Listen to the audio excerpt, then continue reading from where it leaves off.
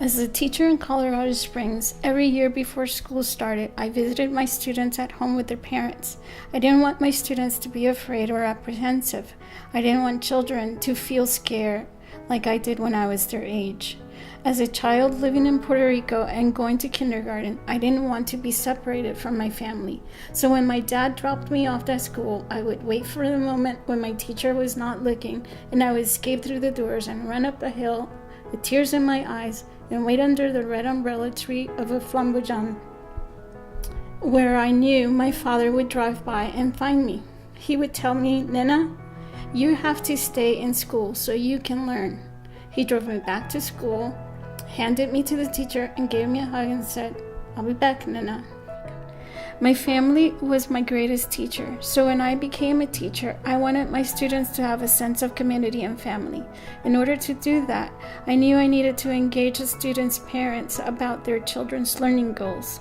One day, I was cornered by a parent in the school library, and she asked me, "How will you challenge my daughter to succeed academically in a play-based curriculum preschool?" I was freaked out.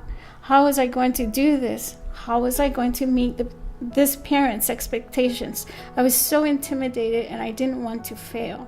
That question was and has been the defining moment as a teacher.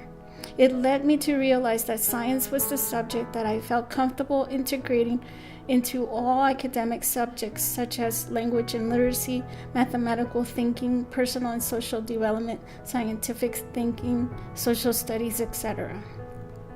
Since those days in Colorado Springs, I have always approached teaching in the same way, by integrating science in all of my interactions with children. It kept me motivated to continue on and inspires kids to discover that science can be fun. One day, the director of my school noticed the passion I had for science in general and told me about the STEMAZing project. I attended my first STEMAZing class and was hooked. I loved the way the class was so hands-on. It made me realize how amazing professional development could be. During one of the STEMAZing workshops, Danelle, the director of the STEMAZing project, mentioned that she was invited to go to Honduras to teach a workshop, but was not sure she would go since she would need a teacher that could speak and translate in Spanish. I told her I would love to help her with translations. That was the beginning of an incredible journey to Honduras and many other opportunities.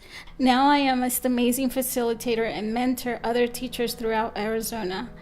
Now every time I go back home to Puerto Rico, I bring STEMAZing projects with me to share with children and adults that I meet. I hope that someday I can teach STEM classes in Puerto Rico and give back to my own island people. I know this would make my parents proud, especially my dad.